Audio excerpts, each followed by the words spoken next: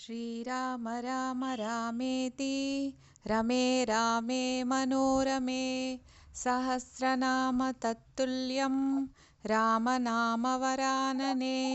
श्रीराम राम रामेति रमे रामे मनोरमे सहस्रनाम तत्तुल्यं रामनामवरानने। श्रीराम राम रामेति रमे रामे मनोरमे सहस्रनाम तत्तुल्यं रामनामवरानने।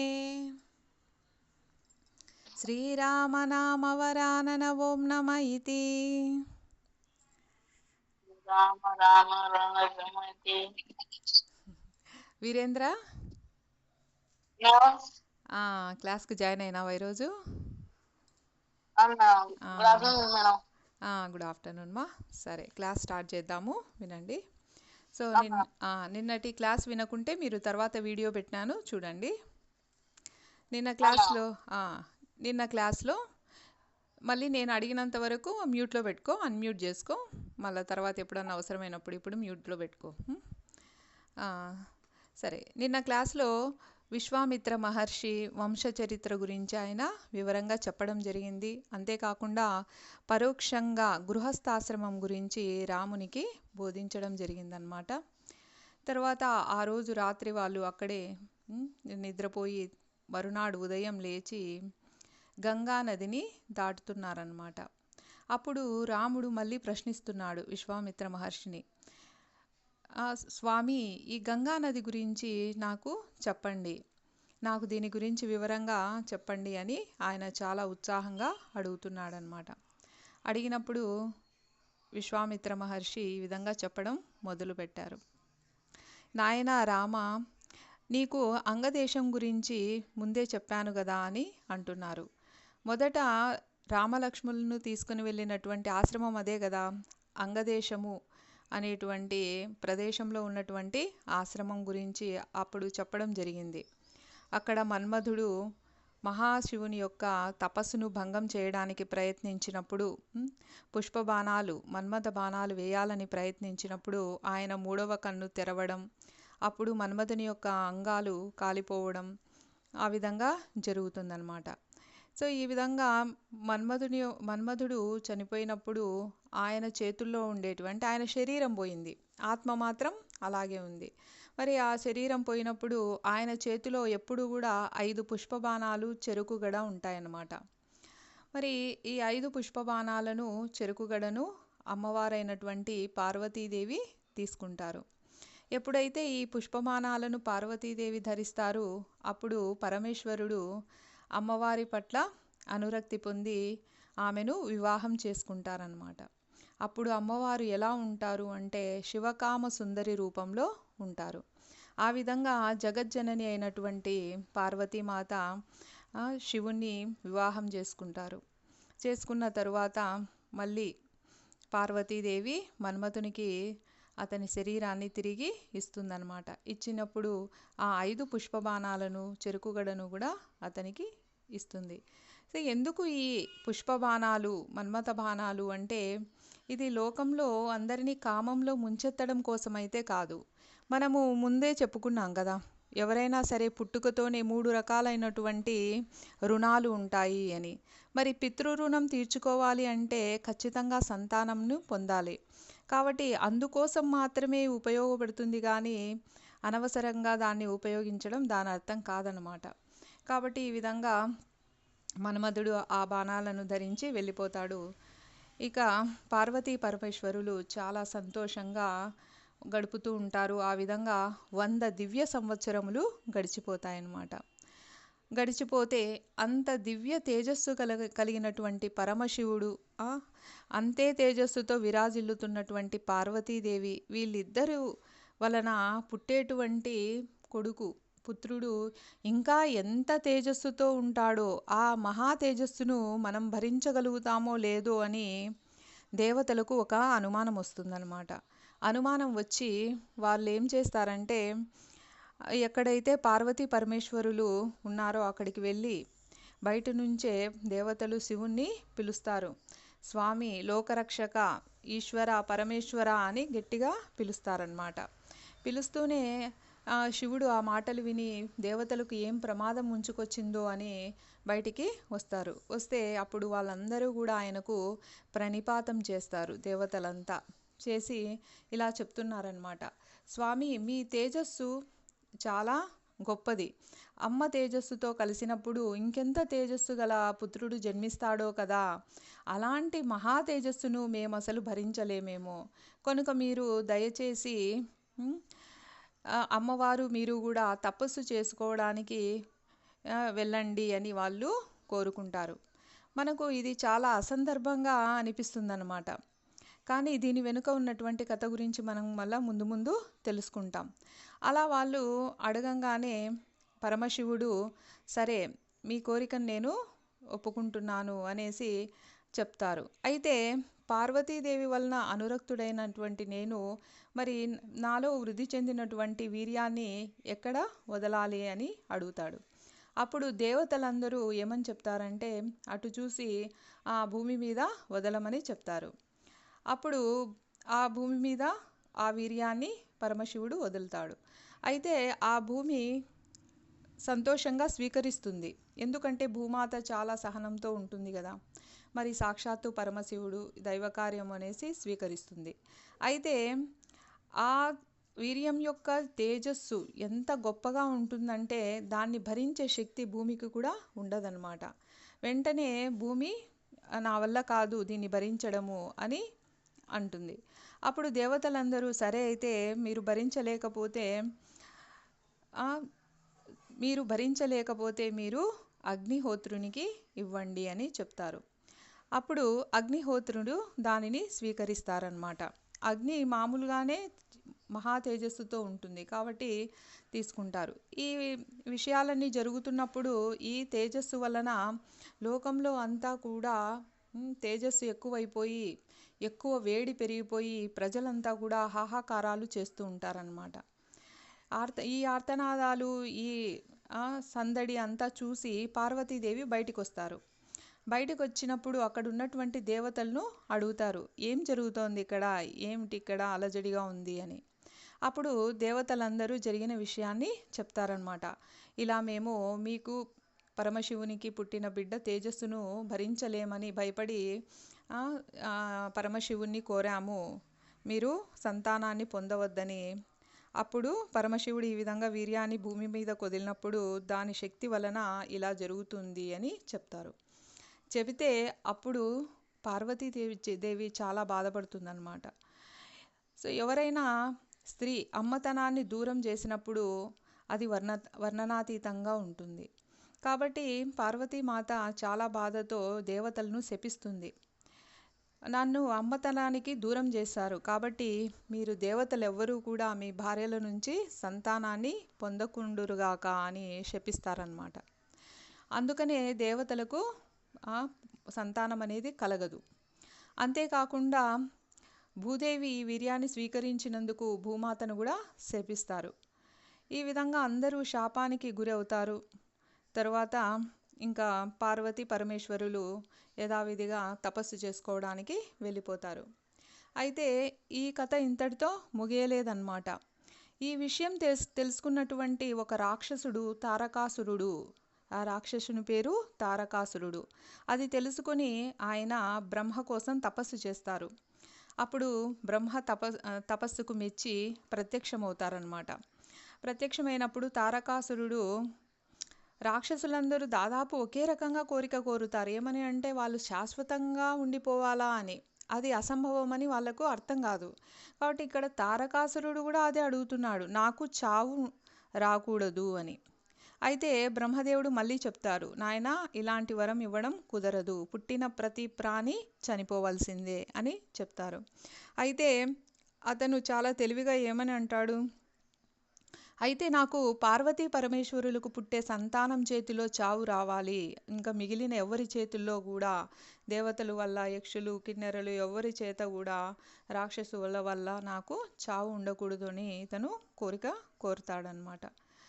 సరే అని బ్రహ్మ తథాస్తు అని వరం ఇస్తారు. ఇచ్చిన తర్వాత ఇంకా ఈ తారకాసురుడు విజృంభిస్తాడనమాట. చాలా గర్వం వస్తుంది, ఇంకా నన్నెవ్వరూ చంపలేరు. ఎందుకంటే పార్వతీ పరమేశ్వరులకు సంతానం కలగదు, వాళ్ళ వలన ఇంకా ఎలాగూ పుత్రుడు రాడు, ఇంకా నన్ను చంపే వాళ్ళే ఈ లోకంలో లేరు, ముల్లోకాల్లో కూడా లేరు, కాబట్టి ఇంకా నేనేం చేస్తే అదే వేదం అవుతుంది కాబట్టి అని అందరినీ హింసించడము ఆ విధంగా చేస్తూ ఉంటాడు. చేస్తూ ఉన్నప్పుడు ఆ బాధలు తట్టుకోలేక మళ్ళీ దేవతలంతా కూడా బ్రహ్మదేవుని దగ్గరికి వెళ్తారు. వెళ్ళి వాళ్ళు ప్రార్థిస్తారనమాట. చాలా పొరపాటు జరిగిపోయింది మహానుభావ, ఇక్కడ ఈ తారకాసురుడి వలన మేము చాలా హింసలు పడుతున్నాము, మరి పార్వతీ పరమేశ్వరులకైతే సంతానం కలగకూడదని మనమే వరం కోరాం కదా, ఇంకా వాళ్ళని మనం అడగలేము, మరి ఇప్పుడు మన పరిస్థితి ఏంటి అని వాళ్ళు అక్కడికి వెళ్ళి వాళ్ళ బాధను చెప్తారు. చెప్తే అప్పుడు బ్రహ్మ ఆలోచించి వాళ్లకు ఒక పరిష్కారం చెప్తారు. సరే, పరమశివుని యొక్క వీర్యము అగ్నిహోత్రుని దగ్గర ఉంది కదా, ఆ తేజస్సు అలాగే ఉంది కదా, మరి ఆ అగ్నిహోత్రుని నుండి ఆ వీర్యాన్ని ఎవరిలో ప్రవేశపెడితే పార్వతీదేవికి కోపం రాదు, ఆమె శపించదో అలాంటి వారికి ఇవ్వడం మంచిది. మరి ఎవరికి ఇవ్వాలి అని అంటే హిమవంతునికి 2 కూతుర్లు అన్నమాట. పెద్దమ్మాయి గంగ, రెండవ అమ్మాయి పార్వతి. అంటే పార్వతి వాళ్ళ అక్క గంగ. మరి గంగ స్వర్గలోకంలో ఒక నదీ స్వరూపంలో ప్రవహిస్తూ ఉంది. ఆ గంగామాతకు మనం ఈ వీర్యాన్ని ఇచ్చినప్పుడు బిడ్డ పుడితే అప్పుడు మా అక్క అని సంబంధ బాంధవ్యాలు ఉంటాయి కాబట్టి మా అక్కే కదా అని కోపం రాకుండా ఉంటుంది. కాబట్టి ఒక పుత్రుడు జన్మిస్తే మీ కష్టాలు కూడా కడదేరుతాయి అని ఒక ఉపాయం చెప్తారనమాట బ్రహ్మదేవుడు. అప్పుడు సంతోషించి దేవతలందరూ బ్రహ్మదేవునికి ప్రదక్షిణలు చేసి పూజ చేసి అక్కడి నుంచి బయలుదేరి అగ్నిహోత్రుని దగ్గరికి వెళ్తారనమాట. వెళ్ళి అగ్నిహోత్రుని వాళ్ళు వేడుకుంటారు, స్వామి నువ్వు నీ దగ్గర ఉన్నటువంటి శివ తేజస్సును గంగా నదికి ఇవ్వండి అని. అయితే అప్పుడు అగ్నిహోత్రుడు చాలా వినయంగా గంగామాత దగ్గరికి వెళ్ళి ప్రాధేయపడతారనమాట. ఇది గొప్ప దేవతా కార్యము కాబట్టి మీరు తప్ప ఇంకెవరు ఈ కార్యాన్ని చేయలేరు. ఎందుకంటే గంగామాత వివాహం అయి ఉండదనమాట. మరి అలాంటి పరిస్థితుల్లో కూడా ఒక బిడ్డకు జన్మనివ్వడానికి ఒప్పుకోవాలి అంటే ఆ విషయం ఎంతో గొప్పదై ఉండాలి. కాబట్టి ఇది దేవతా కార్యం కాబట్టి మీరు ఈ పనికి సహకరించవలసింది అని అగ్నిహోత్రుడు వేడుకుంటాడు. అప్పుడు గంగామాత సరే అని చెప్పి ఒక దివ్య రూపాన్ని ధరించి ఆ తేజస్సును స్వీకరిస్తుందన్నమాట. అయితే ఆ తేజస్సు ఎంత శక్తివంతంగా ఉంటుందంటే సాక్షాత్తు గంగామాత కూడా దాన్ని భరించలేదన్నమాట. భరించలేక ఆమె హిమాలయ పర్వత పాద ప్రాంతంలో ఆ వీర్యాన్ని వదిలిపెట్టేస్తుంది. వదిలిపెట్టేసినప్పుడు ఏమవుతుంది, అక్కడ హిమాలయ పర్వత పాద ప్రాంతాల్లో ఉన్నటువంటి రెల్లుగడ్డిలో అది పడిపోతూనే అంత శక్తివంతమైనటువంటి ఆ తేజస్సు వలన గొప్ప కాంతి కనబడుతుంది. అప్పుడు ఆ కాంతిని దేవతలందరూ చూస్తారనమాట. వాళ్ళు చాలా బాధపడతారు, ఇంకా బిడ్డ పుట్టే అవకాశమే లేదు, గంగామాత కూడా భరించలేకపోయింది, ఇంకా మనల్ని రక్షించే వాళ్ళే లేరా అని వాళ్ళు ఆందోళన పడుతూ ఉంటారు. అప్పుడు వాళ్ళకు అక్కడ ఆ రెల్లుగడ్డి అంతా కూడా బంగారు వర్ణంలో మెరిసిపోతూ ఉండడం కనబడుతుందన్నమాట. అంటే అక్కడ మొట్టమొదట ఆ తేజస్సు నుంచి బంగారం పుట్టింది. తర్వాత అది కొంత హిమాలయ పర్వత ప్రాంతాలంటే ఏటవాలుగా ఉంటాయి కదా, కొంతవరకు కిందికి వచ్చిన తర్వాత అక్కడ తెల్లటి వెలుగు తెల్లటి కాంతి అనేది కనిపిస్తుంది. అక్కడ వెండి పుడుతుంది. ఇంకా కిందికి వస్తే రాగి, ఇనుము అనేవి పుడతాయి. ఇంకా కిందికి వచ్చినప్పుడు అక్కడ తగరము, సీసము అనేటివి పుడతాయి. ఇంకా అంతటితో ఆ తేజస్సు ఆగిపోయినట్టుగా కనిపిస్తుందన్నమాట. ఇంకా దేవతలందరూ చాలా నిరాశ నిస్పృహల్లో ఉంటారు. అయితే కొద్దిసేపటి తర్వాత ఆ రెల్లు దుబ్బుల్లో 6 ముఖాలతో ఉన్నటువంటి గొప్ప తేజస్సుతో ఒక బిడ్డ ఏడుపు వినపడుతుంది. అప్పుడు దేవతలందరూ చూసి చాలా సంతోషపడతారు. చివరిగా పరమశివుని యొక్క తేజస్సుతో ఒక బిడ్డ అయితే జన్మించాడు అని చాలా సంతోషపడతారు. సంతోషపడి ఆయన 6 ముఖాలతో ఉంటాడు కాబట్టి ఆయనకు షణ్ముఖుడు అని పేరు పెడతారనమాట. షణ్ముఖుడు అంటే సుబ్రహ్మణ్య స్వామికి ఉన్నటువంటి ఒక నామం. అంతేకాకుండా ఈయన రెల్లు దుబ్బుల్లో జన్మించాడు కాబట్టి శరవణ భవ అని కూడా అంటారు.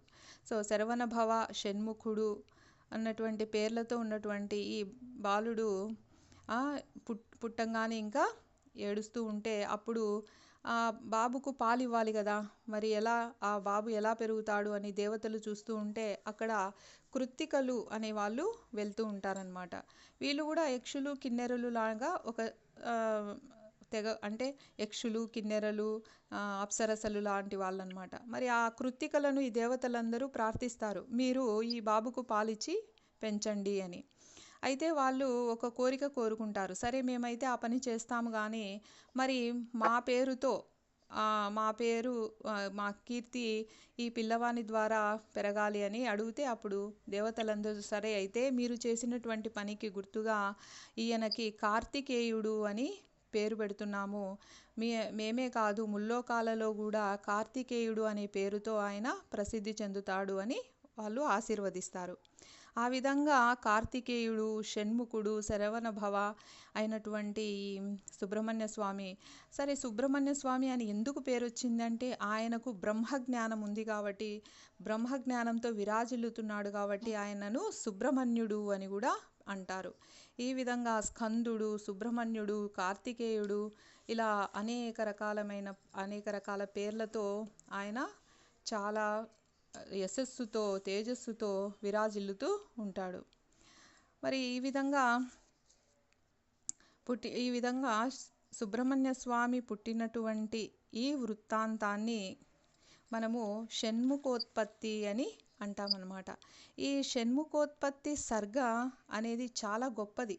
మామూలుగా వాల్మీకి మహర్షి రామాయణం రాసినప్పుడు ఏదైనా సరే ఇది వింటే మీకు ఈ ఫలితం వస్తుంది అని ఫలశ్రుతి చెప్పరు, కానీ ఈ షణ్ముఖోత్పత్తికి మాత్రం ఆయన ఫలశ్రుతి చెప్పారనమాట. ఏమని? ఎవరైతే ఈ షణ్ముఖోత్పత్తిని వింటారో వాళ్లకు చాలా గొప్ప ఐశ్వర్యము పరిఢవిల్లుతుంది, జ్ఞానం వస్తుంది, వాళ్ళకు గొప్ప సంతానం లేని వాళ్ళకు సంతానం కలుగుతుంది, ఆయువు వృద్ధి చెందుతుంది, క్షేమము కలుగుతుంది అని చెప్తారనమాట. దీనినే కుమార సంభవము అని కూడా అంటారు. మరి ఈ కుమార సంభవమును గర్భిణీ స్త్రీలు తప్పకుండా విని తీరాలి. దీన్ని ఎవరు వింటారో వాళ్లకు అన్ని చిక్కులు విడిపోయి అపార ఐశ్వర్యం కూడా కలుగుతుంది అని ఆయన గొప్ప ఫలశ్రుతి చెప్తారు. కానీ మనకి ఇదంతా విన్న తర్వాత ఒక అనుమానం వస్తుందన్నమాట. దేవతలేంటి, వాళ్ళు ఏకాంతంగా ఉన్నప్పుడు వెళ్ళి ఇలా అడగడం ఏంటి, మామూలుగా మనుషులే అలా ప్రవర్తించరు, వీళ్ళు ఇలా ఎందుకు ప్రవర్తించారు అని. మనకు పురాణాలలో చాలా వరకు సంఘటనల వెనుకల ఇంకా ఎక్కువ చరిత్ర ఉంటుందన్నమాట. దానికి సంబంధించిన వేరే కథ ఉంటుంది, అది తెలియదు కాబట్టి మనం ఏంటి ఇలా జరిగింది అని అనుకుంటాం. కానీ ఇక్కడ దానికి ముందు జరిగినటువంటి సంఘటన కూడా మనం తెలుసుకుంటే మనకు ఒక క్లారిటీ వస్తుంది అన్నమాట. ఇక్కడ చూడండి, సనత్ కుమారుడు అనేటువంటి ఒక ముని, వాళ్ళు సనత్ కుమారులు అంటే నలుగురు బ్రహ్మముఖం నుంచి పుట్టింటారనమాట. సనక, సనంద, సనత్ కుమారులు వీళ్ళు నలుగురు ఉంటారు. వీళ్ళల్లో సనత్ కుమారుడు తనలో తాను రమిస్తూ, అంటే ఎప్పుడూ భగవంతుణ్ణి తపస్సు చేస్తూ భగవంతుణ్ణే ధ్యానం చేస్తూ బ్రహ్మజ్ఞానంతో ఉంటారు. వాళ్ళు వివాహాలు కూడా చేసుకోరు నలుగురు. అలాంటి గొప్ప జ్ఞానం ఉన్నటువంటి సనత్ కుమారుడు ఒకసారి యోగ నిద్ర, వాళ్ళు నిద్రపోవడం అంటే మనలాగా నిద్రపోరు అనమాట, యోగ నిద్ర. అప్పుడు కూడా వాళ్ళు భగవంతుని గురించే ఆలోచిస్తూ ఉంటారు. అలాంటప్పుడు వాళ్లకు ఒక కల వస్తుంది ఆయనకు, సనత్ కుమారునికి. ఆ కలలో యుద్ధం చేస్తున్నట్టుగా, రాక్షసులందరినీ కూడా చంపుతున్నట్టుగా ఆయనకు అనిపిస్తుంది అన్నమాట. అయితే ఆయన ఆలోచిస్తాడు, ఏంటి నేను బ్రహ్మజ్ఞాన స్థితి నుంచి దిగజారానా, నాకెందుకు కలలు కూడా వస్తున్నాయి, మరి ఎప్పుడూ కూడా భగవంతుడే నాకు స్మరణకు రావాలి కదా, మరి ఇలా కళ ఎందుకు వచ్చింది అని ఆయన వాళ్ళ నాన్నగారు అయినటువంటి బ్రహ్మ దగ్గరికి వెళ్ళి అడుగుతారనమాట. నాన్నగారు, నాకు ఇలా కళ వచ్చింది, ఎందుకు అని అడుగుతారు. అడిగితే అప్పుడు బ్రహ్మగారు చెప్తారు, నాయనా, పూర్వము నువ్వు వేదం నేర్చుకునేటప్పుడు పూర్వజన్మలో నువ్వు ఒకసారి వేదం నేర్చుకునేటప్పుడు రాక్షసులను చంపాలనుకున్నావు. ఎందుకంటే వేదంలో మనము చదివేటప్పుడు ఎప్పుడూ కూడా రాక్షసులు భగవంతునికి వ్యతిరేకంగా ప్రవర్తిస్తూ ఉంటారు. అంత మూర్ఖంగా వీళ్ళు ఎందుకు ఎప్పుడు భగవంతుని భక్తులను హింసిస్తూ ఉంటారు, భగవంతునికి విరుద్ధంగా ప్రవర్తిస్తూ ఉంటారు అని నువ్వు చాలా కోపంతో ఏమనుకున్నావు, నేనైతే రాక్షసులను చంపేయాలి అని అన్నంత కోపం నీకు వచ్చింది. ఎప్పుడైతే నీకు మనసులో ఆలోచన వచ్చింది, అది నీకు ఇప్పుడు కళ రూపంలో తెలుస్తూ ఉందన్నమాట అని అంటారు. మరి ఇప్పుడు నేనేం చేయాలి అని అడుగుతారు. అప్పుడు సనత్ కుమారునికి బ్రహ్మదేవుడు చెప్తున్నారు, నువ్వు దేవతలకు సేనాపతిగా అవ్వాలి అని చెప్తారు. అయితే నేను ఖచ్చితంగా మళ్ళీ దేవసేనాపతిగా అవ్వాల్సిందేనా అంటే అవును అని చెప్తారు. సరే, అలా ఆ విధంగా జరిగిపోయిన తర్వాత ఒకసారి పరమశివుడు వెళ్తూ ఉంటారనమాట. కైలాస పర్వతం దగ్గర విహరిస్తూ ఉంటారు. అప్పుడు ఆయనకు ఒక కోరిక కలుగుతుంది. ఏమని అంటే, కొడుకు చేతిలో తను ఓడిపోతే ఎలా ఉంటుంది అని. అంటే ఓడిపోవడము అంటే ఇక్కడ భౌతికమైన విషయాలను గురించి కాదు. ఏదైనా సరే ఒక విషయంలో ఆలోచించేటప్పుడు తనకన్నా గొప్పగా ఆలోచించేటువంటి కొడుకును చూసి, ఆహా, నా కొడుకు ఎంత అద్భుతంగా ఆలోచిస్తున్నాడు అని, ఆధ్యాత్మిక విషయంగా ఎంత గొప్పగా అభివృద్ధి చెందుతున్నాడు అని, అతని చేతిలో ఓడిపోతే ఎంత బాగుంటుంది అని ఒక కోరిక పుడుతుందన్నమాట. అప్పుడు ఆ తర్వాత వాళ్ళు అసుర సంధ్య వేళలో పార్వతీ పరమేశ్వరులు విహరిస్తున్నారు కైలాసగిరిలో. అక్కడ సనత్ కుమారుడు కూర్చొని ఉన్నాడనమాట. అక్కడ సనత్ కుమారుని చూసి పరమేశ్వరుడు అంటాడు, ఈయన గొప్ప బ్రహ్మజ్ఞాని, ఒక్కసారి ఈయనతో మాట్లాడి మనము వెళ్దాము అని అక్కడికి వస్తారు. వచ్చి నిలబడుకుంటారు. అయితే చూస్తూ ఉన్నా కూడా సనత్ కుమారుడు లేచి నమస్కారం చేయడం కానీ పలకరించడం కానీ ఏం చేయడనమాట. అలా చూస్తూ ఉంటాడు. చూస్తూ ఉంటే అప్పుడు పరమేశ్వరుడు అడుగుతాడు, ఏంటి, మేము వచ్చి నిలబడ్డాం కదా, నువ్వు లేచి కనీసము నమస్కారం చేయవు, పలకరించవు, ఎందుకని అని అన్నారు. అంటే ఎందుకు నేను లేచి నిలబడి నమస్కారం చేయాలి, నువ్వు నాకు కొత్తగా ఇప్పుడేం కనపడడం లేదే, మొత్తం ప్రపంచంలో ఎక్కడ చూసినా అది ఈశ్వరమయమే, నాకు ఎక్కడ చూసినా నువ్వే కనిపిస్తావు, మరి కొత్తగా ఈరోజు కనిపించడం ఏంటి. చూడండి, ఆయన అంత అభేదంగా ఉన్నాడనమాట. ఇది ఏ వస్తువులో అయినా దేనిలో అయినా కూడా పరమేశ్వరుణ్ణే చూస్తున్నారనమాట. కాబట్టి నేను ఆ స్థితిలో ఉన్నాను, కాబట్టి నాకు కొత్తగా ఏం అనిపించడం లేదు దేవా అని చెప్తారు. అంటే నువ్వు ఇలా మాట్లాడితే నేను నిన్ను శపిస్తాను అని అంటారు. నువ్వు ఏమని శపిస్తావు, శపిస్తే నా శరీరానికి ఏమన్నా ప్రమాదం జరుగుతుంది, అంతవరకే కదా, కానీ నా ఆత్మకు కాదు కదా అని ఆయన చెప్తారనమాట. అప్పుడు పరమశివుడు, సరే నువ్వు ఇంత గొప్పగా మాట్లాడుతున్నావు కదా, నాకు చాలా సంతోషం కలిగింది, నువ్వేదైనా కోరికను కోరుకో అని అంటారు. అంటే నాకెందుకు స్వామి కోరికలు, నాకెప్పుడు నువ్వు నా ముందరే ఉంటావు కదా, అంగ నిన్ను మించినది నాకేముంటుంది, నాకేం అవసరం లేదు, నాకే కోరికలు లేవు అని చెప్తారు. చెప్పి ఆయన ఏమంటాడు, సనత్ కుమారుడు, నాకేం లేవు కోరికలు, కావాలంటే నీకేమన్నా కావాలంటే అడుగు అని అంటాడు. అంటే అప్పుడు పరమశివుడు అంటానమాట, నువ్వు ఆ మాట అనాలనే నేను ఇప్పటి వరకు ఇంతసేపు నిలబడి ఉన్నాను అని చెప్తారు. మరి ఏం కోరిక అడుగుతాడు పరమశివుడు అంటే, నువ్వు నాకు కొడుకుగా పుట్టు అని అడుగుతాడనమాట. నీలాంటి కొడుకు నాకు కావాలి అని అడుగుతారు. అడిగితే అప్పుడు సరే, నేను నీకే కొడుకుగా పుడతాను, నీకే కొడుకునవుతాను అంటారనమాట. నీకే అని అక్కడ స్ట్రెస్ చేసి చెప్తారు. ఎందుకు అని అంటే పక్కన పార్వతీదేవి అడుగుతుంది, అంటే దీని అర్థం ఏంటి, నీకే అంటే అవును తల్లి, నేను శివునికి మాత్రమే పుడతాను అంటే, అయితే నా గర్భంలో నువ్వు పెరగవా అని అడుగుతుంది. అడిగితే లేదు తల్లి, నేను మళ్ళీ ఆ గర్భయాతనలన్నీ పడను, నేను ఆ గర్భ సంచిలో గర్భస్థానంలో తలక్రిందులుగా ఉండడం, యోని నుంచి బయటికి రావడం, ఇవన్నీ నేను చేయలేను, నేను శివునికి కొడుకుగా పుడతాను అంతే అని అంటాడు. అప్పుడు ఇంకా సరే, మరి నాకైతే నువ్వు శివుడికే పుట్టు, కానీ నేను నీకు ఒక విషయం చెప్తాను విను అని అమ్మవారు ఒక విషయం చెప్తారనమాట. ఏమని అనంటే, ఒకప్పుడు భస్మాసురుడు అనేటువంటి రాక్షసుడు శివుని గురించి తపస్సు చేసి ఎవరి తలపై చేయి పెడితే వాళ్ళు భస్మమైపోవాలని కోరుకుంటారనమాట. శివుడు అందుకు అంగీకరించి వరం ఇస్తాడు. అయితే ఆ ధూర్తుడు ఏం చేస్తాడు, శివుని తలపైనే చేయి పెట్టాలని వెంటబడతాడు. అప్పుడు నాటకీయంగా అంటే నిజంగా కాదు, తనని నివారించలేక కాదు, కానీ శివుడు ఒక లీల చేయడం కోసం పరిగెత్తుతున్నట్టు నటిస్తాడనమాట. మరి ఆ భస్మాసురుడు వెంటబడి పరిగెత్తు ఉంటాడు. అప్పుడు అలాంటి సమయంలో పార్వతీమాత అతన్ని నిలువరించే ప్రయత్నం చేస్తే, అంటే భర్త ఏం చేయనప్పుడు భార్యగా తను వెళ్ళి ఎదుర్కోవడం అలా చేయడం కరెక్ట్ కాదని ఆమె నీటిగా మారి తన శరీరాన్ని నీటిగా మార్చి ఒక తటాకంగా మారుతుందన్నమాట. ఆ తటాకం పేరు శరవణ తటాకం.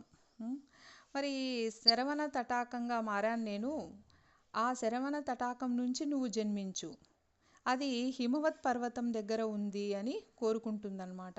అప్పుడు ఆ లీలలో అక్కడ ఆ విధంగా నేను మారాను, అక్కడ నువ్వు జన్మించు అని అడుగుతుంది. అడిగితే అప్పుడు సరే అని అంటారు సనత్ కుమారుడు.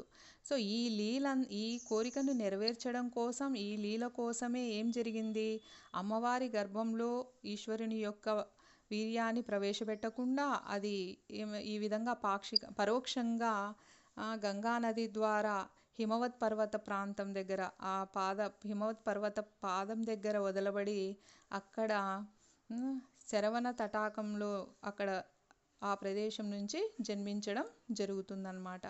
సో మనకు ఈ విషయం తెలియనప్పుడు మనకు దేవతలు ఎందుకు ఇలా చేశారు అని అనుమానము వస్తూ ఉంటుంది. సో ఈ విధంగా ఈ వృత్తాంతం అంతా ముందే జరిగి ఉంటుంది, తర్వాత షణ్ముఖోత్పత్తి అనేది జరిగింది. అంతేకాకుండా దేవతలకు ఆ శాపం ఎందుకు వచ్చిందంటే, దేవతలు అసంఖ్యాకంగా పెరిగిపోతూ ఉంటే వారి యొక్క ఉపాసన చేయడం కూడా కష్టం అవుతుంది కాబట్టి ఆ విధంగా వాళ్ళకి శాపం అనేది వచ్చింది. కాబట్టి దేవతలు ఎప్పుడు కూడా 33 కోట్ల మంది దేవతలే ఉంటారన్నమాట. ఈ విధంగా ఈ వృత్తాంతం అంతా జరుగుతుంది. కాబట్టి ఈ షణ్ముఖోత్పత్తి సర్గ చెప్పిన తర్వాత, ఫలశ్రుతి చెప్పిన తర్వాత వాల్మీకి మహర్షి ఇంకా ఇలా చెప్తున్నారనమాట. ఇక్కడ సుబ్రహ్మణ్య స్వామి శ్రీవల్లి దేవసేన అనేటువంటి 2 భార్యలను కలిగి ఉంటారు. వాళ్ళిద్దరూ ఎవరు అంటే మహావిష్ణువు యొక్క కూతుర్లు. అంటే మహావిష్ణువు ఇక్కడ పరమశివుని యొక్క కొడుకు, మహావిష్ణువు యొక్క కూతుర్లు. శైవ వైష్ణవ బంధం కూడా ఈ సుబ్రహ్మణ్య స్వామి ద్వారానే ఏర్పడింది అని చెప్తారనమాట. చెప్పిన తర్వాత ఈ సుబ్రహ్మణ్య స్వామి ప్రణవ రహస్యాన్ని సాక్షాత్తు పరమశివునికే బోధిస్తారనమాట. ఆయన ప్రణవ రహస్యాన్ని చెప్తూ ఉంటే శివుడు చాలా ఆనందపడిపోయి, నాయన నువ్వు ఎంత చక్కగా చెప్తున్నావు, నేను వింటాను అంటే అప్పుడు సనత్ కుమారుడు ఏమంటారు, మీరు వెళ్ళి అంటే ఆసనం వేసుకొని నాకు శిష్యునిగా కూర్చోండి, అప్పుడు నేను మీకు చెప్తాను అంటారు. అంటే ఈ సంఘటన ద్వారా ఆయన తన కొడుకు చేతిలో ఓడిపోయినట్టుగా, అంటే తనకన్నా గొప్ప కొడుకు, తనకన్నా గొప్పగా ప్రణవరహస్యం చెప్పినటువంటి కొడుకును పొందినట్టుగా భావించడం వల్ల ఆయన కోరిక నెరవేరిందనమాట. ఈ విధంగా సుబ్రహ్మణ్య స్వామి కేవలం పాలు మాత్రమే తాగి పెద్దవాడయ్యాడు. ఆయనకు పట్టాభిషేకం చేశారు.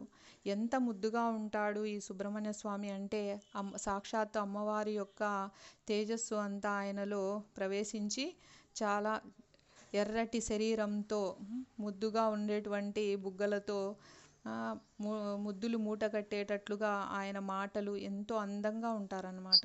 కాబట్టి ఈ లక్షణాలన్నిటినీ తలుచుకుంటూ గర్భిణీ స్త్రీలు ఈ విషయాన్ని తప్పకుండా వింటే పుట్టేటువంటి బిడ్డ కూడా చాలా తేజస్సుతో మంచి లక్షణాలతో పుడతారు అని చెప్తారు.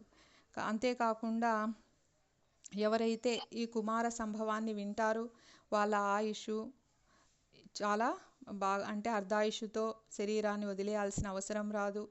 కొడుకులు, మనవళ్ళు, మనవరాళ్ళతో చాలా క్షేమంగా పూర్ణాయుషుతో ఉంటారు. ఏవైనా అవగుణాలు ఉంటే కూడా వాళ్ళ సంతానంలో అవి పోయి వాళ్ళ వంశమంతా కూడా వృద్ధి చెందుతుంది. అంతేకాకుండా వాళ్ళు శరీరాన్ని వదిలేసిన తర్వాత వాళ్ళు సుబ్రహ్మణ్య లోకానికి వెళ్తారు అని వాల్మీకి మహర్షి ఫలశ్రుతి చెప్తారనమాట. ఈ విధంగా షణ్ముఖోత్పత్తి అనేటువంటి సర్గ జరుగుతుంది. ఆ, తర్వాత ఇంకా ఇక్కడ మనము గంగాదేవి గురించి, గంగా నది గురించి కొంతవరకు చెప్పుకొని ఉన్నాం కదా. మరి నెక్స్ట్ క్లాస్లో మనము గంగావతరణం గురించి కూడా చాలా వివరంగా చెప్పుకుంటాం. కాబట్టి ఇక్కడ మనం రామాయణంలో గమనించాల్సినటువంటి ఒక ముఖ్యమైన అంశం ఏంటంటే, ఎలాగైతే sir Ramanji sir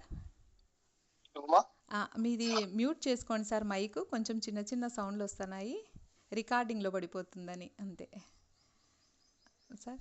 okay sir, thank you sir. ఇక్కడ ఒక మహావృక్షము మూలం ఎక్కడ ఉంటుంది? ఒక చిన్న విత్తనంలోనే ఉంటుందన్నమాట. సో ఒక చిన్న విత్తనంలో నుంచి ఒక మహావృక్షం ఏ విధంగా అయితే అభివృద్ధి చెందుతుందో, ఆ విధంగా ఒక వ్యక్తి యొక్క వ్యక్తిత్వం అనేది బాల్యంలోనే అంకురింపజేయాల్సి ఉంటుంది. కాబట్టి దాన్ని చక్కగా పెంచి, అంటే ఏ విధంగా అయితే ఒక విత్తనం నుంచి అంకురం బయటికి వచ్చిన తర్వాత దాన్ని చక్కగా అభివృద్ధి చేసేటువంటి బాధ్యత గురువుది. అంటే మొదట వాళ్ళ మనసులో ఆ అంకురాన్ని కలిగింపజేయాల్సిన బాధ్యత చిన్నప్పటి నుంచి కూడా తల్లిదండ్రులకు ఖచ్చితంగా ఉంటుంది. దాన్ని అభివృద్ధి చేసేటువంటి బాధ్యత గురువుకు ఉంటుంది. కాబట్టి ఈ విధంగా మామూలుగా అయితే గురువులు చెప్పాల్సింది కేవలం చెప్పడం అనేది చాలా సులభం, విద్యను వాళ్ళకు కృప చేయడం చాలా సులభం. కానీ అవసరమైన సందర్భాల్లో వాళ్ళు దాన్ని ఉపయోగించడం అనేది కష్టమైన విషయం. అంటే గురువు ఎదురుగా ఉన్నప్పుడు మాత్రం వాళ్ళు దాన్ని పాటిస్తారు, మళ్ళీ పక్కకి వెళ్ళిన తర్వాత దాన్ని ఉపయోగిస్తారా లేదా అనేది ఖచ్చితంగా తెలియదన్నమాట. కాబట్టి ఆ విధంగా వాళ్ళు విద్యను ఉపయోగించేటట్టు చేసేటువంటి, అంటే వాళ్ళ మనసులో దాన్ని బాగా నాటుకునేటట్టు చేసేటువంటి బాధ్యత కూడా గురువులకే ఉంటుందన్నమాట. కాబట్టి మనం గమనిస్తే ఇప్పుడు చూడండి, ఒక కారులో మనం ఎక్కడికన్నా వెళ్తున్నాం అనుకోండి, వెళ్ళేటప్పుడు కారుకు యాక్సిలరేటర్ బాగా పనిచేస్తుంది, ఎంత స్పీడ్తో అయినా వెళ్తుంది. ఓకే, కారులో వెళ్ళిపోదామా అంటే అక్కడ బ్రేకులు పనిచేయలేదనుకోండి, మనం క్షేమంగా వెళ్ళగలుగుతామా? వెళ్ళలేము. కాబట్టి ఏదైనా సరే మనం ఎక్కడ ఆగాలి అని తెలిసి ఉండాలి, ఎక్కడ దాన్ని ముందుకు పొడిగించాలి అని కూడా తెలిసి ఉండాలి. ఆ విధంగా బ్రేకులు లేని కారు ఎలా నిరుపయోగంగా ఉంటుందో, విద్యను ఎప్పుడు ఏ సమయంలో ఎలా ఉపయోగించాలి అని తెలియకపోయినా కూడా అలాగే నిరుపయోగంగా ఉంటుంది. కాబట్టి ఈ విషయాలన్నింటినీ గురువుగారు చెప్పినప్పుడు విద్యార్థులు చక్కగా దాన్ని అనుసరించాల్సి ఉంటుందన్నమాట. అంతేకాకుండా బోధ అనేది ఉత్తమమైన సేవ, మానవ జన్మకి ఉత్తమమైన సేవ బోధ. సో ఇక్కడ మనం ఏదైనా సరే చూడండి, ఇప్పుడు ఒక సార్ వస్తున్నారనుకోండి, మీ ఇంటికి ఒక సార్ వచ్చారు, వస్తే మీరేమని చెప్తారు? సార్కి నమస్కారం చేయండి నాయన అని చెప్పేశారనుకోండి, ఆ అబ్బాయి మీ మనవడు కానీ మీ కొడుకు కానీ నమస్కారం చేస్తారు. తర్వాత మీరు ఆ సార్ గురించి చెప్పలేదు, లేదా మీరు ఈ విషయం చెప్పలేదు, ఎవరైనా సరే పెద్దవాళ్ళు వచ్చినప్పుడు నువ్వు నమస్కారం చేయాలి నాయనా అని చెప్పి ఉంటే గన ఏ పెద్దవాళ్ళు కనిపించినా అబ్బాయి నమస్కారం చేశారు. అట్లా కాకుండా నువ్వు ఊరికే నమస్కారం చెయ్యి అని కనిపించినప్పుడు చెప్పేసి వదిలేస్తే ఆ అబ్బాయి ఓకే ఇప్పుడు చేయమన్నారు చేసేసాను అయిపోయింది అని అనుకుంటాడు. కాబట్టి దాని మూలం నుంచి చెప్పడం అనమాట. సో వీళ్ళు పెద్దవాళ్ళు, వీళ్ళను మనం గౌరవించాలి. కాబట్టి ఆ కారణం చెప్పి మనము వాళ్ళను పెంచుతూ రావాలన్నమాట. సో మనము గుడికి వెళ్తాము, గుడికి వెళ్ళినప్పుడు దేవునికి దండం పెట్టుకో అంటాం అనుకోండి, దండం పెట్టుకో అంటే వాళ్ళు దండం పెడతారు, కానీ ఎందుకు దండం పెట్టాలి అని మనము ఆ దేవుని యొక్క ప్రశస్తాన్ని, ఆయన గొప్పతనాన్ని అది వివరించి చెప్పినప్పుడు ఏమవుతుందంటే, ఒకవేళ మీరు ఆ అబ్బాయితో లేకపోయినా ఎప్పుడైనా అటుగా వెళ్తుంటే దిగి మరీ వెళ్ళి ఆ భగవంతుడు ఇంత గొప్పవాడు కదా అని వెళ్ళి దండం పెట్టుకొని వెళ్తాడనమాట. సో ప్రతిసారి మనం పక్కన ఉండలేం కాబట్టి వాళ్ళకు ముఖ్యమైన విషయాలను మనం బోధించినప్పుడు ఏమవుతుంది, ఆ బోధ ఉత్తమమైన బోధన అయినప్పుడు వాళ్ళు దాని జీవితంలో ఎప్పుడూ మర్చిపోరన్నమాట. మన దేశంలో ఈ సేవ అనేది ప్రతి వ్యక్తిలో అంతర్గతంగా ఉంటుంది. సో కాబట్టి మనము మొక్కనే రక్షించాలి, అది మానైన తర్వాత మనం ఏం చేయలేం దాన్ని. మనం అందరం ఏమనుకుంటామంటే చిన్నపిల్లలకి ఏం అర్థం కాదు, రామాయణం చెప్తే వాళ్ళకేం తెలుస్తుంది, మహాభారతము భాగవతము, భగవద్గీత ఇవన్నీ వాళ్ళకేం అర్థమవుతాయి అని అనుకుంటాం. అది చాలా పొరపాటు. అసలు వాళ్ళకు గ్రహణ శక్తి ఎక్కువగా ఉంటుందన్నమాట. గ్రహించే శక్తి ఉంటుంది. వాళ్ళ మనసు ఎలా ఉంటుందంటే తెల్లటి కాగితంలాగా ఉంటుంది. ఆ సమయంలో మనం వేసేటువంటి బీజాలు అక్కడ నాటుకుంటాయి. కాబట్టి మనందరం కూడా ప్రయత్నం చేయాలి. ఏ విధంగా అయితే విశ్వామిత్రుడు కథల ద్వారా రాముని వ్యక్తిత్వాన్ని చెక్కాడు, మలిచాడనమాట. సో ఆయన రామాయణంలో బాలకాండలో రామునికి చెప్పినటువంటి కథల ద్వారా వచ్చినటువంటి వ్యక్తిత్వమే మొత్తం రామాయణం అంతా ఆయన దాన్ని అనుసరిస్తూ ఉంటాడు. కాబట్టి మనం కూడా మన మనవళ్ళైనా మన కొడుకులైనా కూతుర్లైనా ఎవరైనా సరే మనం ప్రతి ఒక్క ఇంటిలో కూడా ముందు మనం నేర్చుకోవాలి. మనము నేర్చుకొని దాని గురించి అంతఃపరిశీలన చేసుకొని ఏ విషయాన్ని ఏ సమయంలో చెప్పాలి. చూడండి, రామునికి మొదట యాగాన్ని రక్షించాల్సి వచ్చినప్పుడు ఆయన బల అతిబల అస్త్రవిద్యలు శస్త్రవిద్యలు చెప్తున్నారు. తర్వాత ఇప్పుడు వివాహానికి సిద్ధం చేయాలన్నప్పుడు మనం నిన్న తరగతిలో చెప్పుకున్నట్టు స్త్రీ యొక్క గొప్పతనాన్ని చెప్పుకుంటూ వచ్చారు కథల ద్వారా. ఇంకా వివాహం చేసుకుంటాడు అని సంతానం యొక్క గొప్పతనాన్ని ఏ విధంగా అది జరుగుతుంది అనే విషయాలన్నింటినీ ఈ విధంగా చెప్పుకుంటూ వస్తున్నారు. అలాగ కూడా మనము పిల్లలకి చిన్నప్పటి నుంచే రామాయణంలోని ముఖ్యమైన అంశం ఏంటంటే బాలకాండ. ఆ బాలకాండలో నుంచి మనము అనేక విషయాలను కథలు చెప్పడము అంటే ఏదో టైంపాస్కి చెప్పడం, పిల్లలు నిద్రపోవడానికి చెప్పడం అని కాదనమాట. అలా కాకుండా మనము ఏం చేయాలి, ఏ కథ చెప్తే వాళ్ళ వ్యక్తిత్వము వికాసం చెందుతుంది, ఈ నీతి ఈరోజు వాళ్ళకి చెప్పినప్పుడు వాళ్ళ జీవితంలో అనుసరించే విధంగా మనం దాన్ని ఏ విధంగా చెప్పచ్చు అని మనమందరము కూడా ప్రయత్నం చేయాలన్నమాట. పిల్లల్ని కనడం చాలా సులభం, కానీ పిల్లల్ని పెంచడం అనేది ఒక గొప్ప కర్తవ్యం. సో ఆ కర్తవ్యాన్ని మనమందరం చాలా జాగ్రత్తగా నిర్వర్తిస్తే వాళ్ళు చిన్నతనంలోనే మంచి అలవాట్లకు మనం బీజం వేశామంటే వాళ్ళు పెద్ద అయిన తర్వాత ఇంకా చెడు మార్గంలోకి దాదాపుగా వెళ్ళినా కూడా మళ్ళీ వాళ్ళు తిరిగి కోలుకొని మళ్ళీ మంచి దారిలోకి వచ్చే అవకాశము ఉంటుంది. అసలు మనము ఆ బీజాలే వేయనప్పుడు ఏం చేస్తాం చూడండి. ఇప్పుడు మన ఆధునిక యుగంలో అంతా అమ్మ నాన్న ఇద్దరు డ్యూటీకి వెళ్ళిపోతారు. అమ్మమ్మ తాతయ్య వాళ్ళు ఏ ఊరిలోనో ఉంటారు. ఒకవేళ వాళ్ళు ఉన్నా కూడా వాళ్ళు అసలు రామాయణం చదివింటారా? చదివిన వాళ్ళు ఎంతమంది ఉన్నారు? మరి ఆ రామాయణంలో విషయాలు వాళ్ళకే తెలియనప్పుడు పిల్లలకి ఎలా చెప్తారు? ఏది చూడాలి ఏది చూడకూడదు తెలియదు. అద్దం అనేదలకి మనము సెల్ ఫోన్లు ఇచ్చేస్తామన్నమాట. ఎందుకంటే మన పని మనకి ఎక్కువైపోతుంది, పిల్లల్ని చూసుకునే పని మనకు టైం ఉండదు. అందుకని సెల్ ఫోన్ ఇచ్చేస్తాం. అప్పుడు వాళ్ళకి ఏమనిపిస్తుంది, దాంట్లో ఏది చూడాలి ఏది చూడకూడదు అర్థం కాదనమాట. అదే ఇప్పుడు వాళ్ళు మంచి కన్నా కూడా చెడుకి ఎక్కువగా ఆకర్షితులైపోయి దాన్నే అనుసరిస్తారు. ఒక్కసారి వాళ్ళకు చెడు విషయాలు మనసులో నాటుకుపోయిన తర్వాత ఇంకా మనం ఎంత ప్రయత్నం చేసినా కూడా దాన్ని మార్చడం చాలా కష్టం అన్నమాట. ఒక తెల్ల కాగితం పైన అయితే మనం ఏదైనా రాయొచ్చు, కానీ రాసేసిన పేపర్లో మనం ఏం రాయగలుగుతాం చెప్పండి. కాబట్టి మనం ఈ విషయాన్ని చాలా జాగ్రత్తగా గమనించి చిన్న వయసు నుంచే పిల్లలకి మనము మంచి విషయాలు, ముఖ్యంగా మంచి విషయాలంటే ఇప్పుడు యూట్యూబ్లో ఎన్నో నీతి కథలు వస్తూ ఉంటాయి. సో ఆ నీతి కథలను అలా చెప్పడం కన్నా ఇలా అవన్నీ కూడా అంతర్భాగంగా రామాయణ మహాభారతాల్లోవే ఉంటాయి మనం గమనిస్తే పూర్తిగా.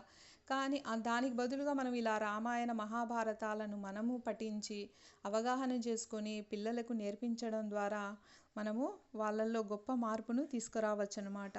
కాబట్టి అందుకే మనం ఇప్పటికైనా మించిపోయింది ఏం లేదు. మనందరం కూడా ఇప్పటి నుండి మన సనాతన ధర్మాన్ని మన వాంగ్మయం ద్వారా తెలుసుకొని దాన్ని పిల్లల స్థాయికి దిగి ఎలా చెప్పాలో, వాళ్ళకి అర్థం ఎలా అవుతుంది అని మనం పరిశీలించి వాళ్ళ వ్యక్తిత్వాన్ని మనము దిద్దడానికి మన వంతు మన ప్రయత్నము చేయాలి. చూడండి, ప్రతి మొక్క బాగా పెరిగితేనే కదా ఒక తోట అనేది తయారవుతుంది. అలాగా ప్రతి ఇంటిలో ఈ పని జరిగితేనే మనకు ఒక మంచి సమాజం అనేది తయారవుతుంది. కాబట్టి పునాది అనేది గట్టిగా వేద్దాం. పునాది గట్టిగా ఉన్నప్పుడు మాత్రమే పైన ఉన్నటువంటి ఇల్లు చాలా దృఢంగా ఉంటుందన్నమాట.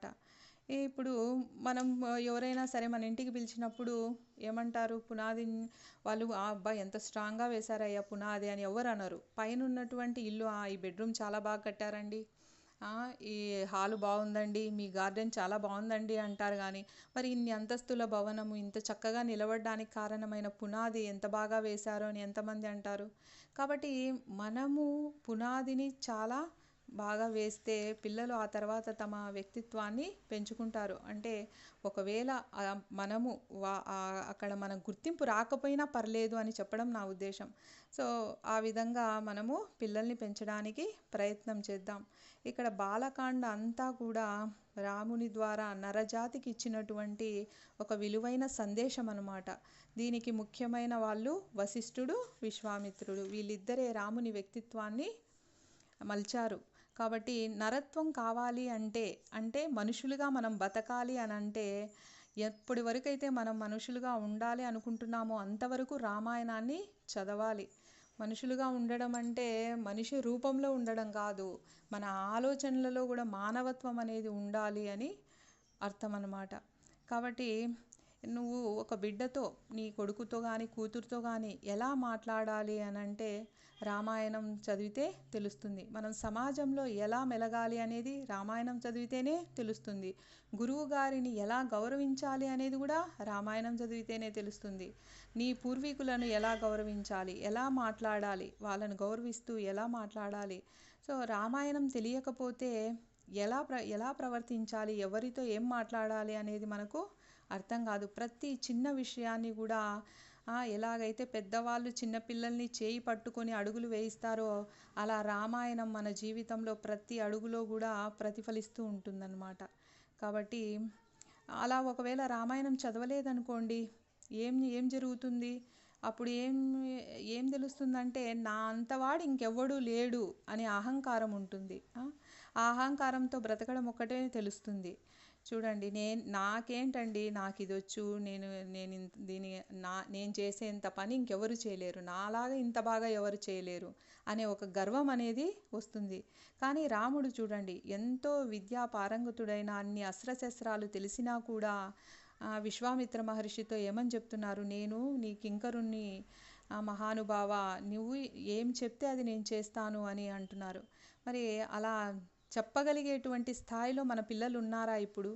అసలు మనము బస్సుల్లో కానీ స్కూళ్ళల్లో కానీ ఎక్కడైనా పిల్లల్ని గమనిస్తుంటాం. అసలు పక్కన ఒక గురువు ఉన్నాడని కానీ వాళ్ళు స్పృహలో ఉన్నారా? గురువు అనేది వదిలేయండి, పక్కన ప్రపంచంలో మనుషులు ఉన్నారు, మనల్ని గమనిస్తున్నారు అనే స్పృహలో కూడా వాళ్ళు ఉండడం లేదన్నమాట.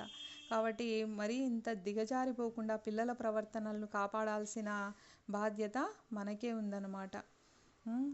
కాబట్టి ఇక్కడ చూడండి, ఎవరన్నా వెళ్ళి ఒకరిని గుద్దారనుకోండి పొరపాటున, అప్పుడు అవతల వ్యక్తి నువ్వు చూసి రావచ్చు కదా, నేనే చూసుకొని రావాలనా అని మాట్లాడితే ఇంకేముంది చెప్పండి. కాబట్టి అతనికి సంస్కారం లేనట్టే. అలా కాకుండా అయ్యో క్షమించండి చూసుకోకుండా తగిలాను అని అన్నప్పుడు అతను రాముడైతాడు. అలా అనకపోతే రావణాసురుడైతారు. కాబట్టి ఎలా ఉండాలా అనేది అది మన చేతుల్లోనే ఉంది. కాబట్టి ఈ విధంగా మనం ఆలోచన చేసి మనము మన పిల్లల్ని యొక్క భవిష్యత్తును తీర్చిదిద్దాలని నేను మనస్ఫూర్తిగా కోరుకుంటూ ఈ క్లాస్ను ఇంతటితో ముగిస్తున్నాను. హరే కృష్ణ.